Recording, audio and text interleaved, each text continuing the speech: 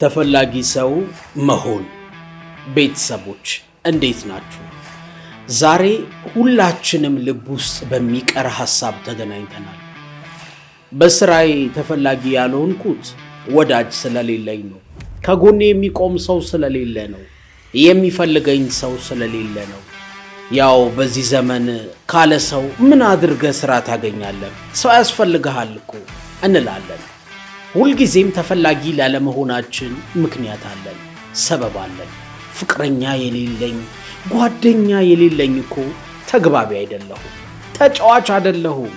ሰው አያያዝ ካልቻልክ ማን ይፈልግሃል እንላለን። ታዲያ ተፈላጊ ሰው የምንሆነው እንዴት ነው? በስራ በቢዝነስ ሁሉም ካንተ ጋር መስራት የሚፈልግ ሰው የምትሆነው እንዴት ነው? ከሰዎች ጋር ባለህ ግንኙነት ኢምፖርታንት ወይም ቁልፍ ሰው የምትሆነው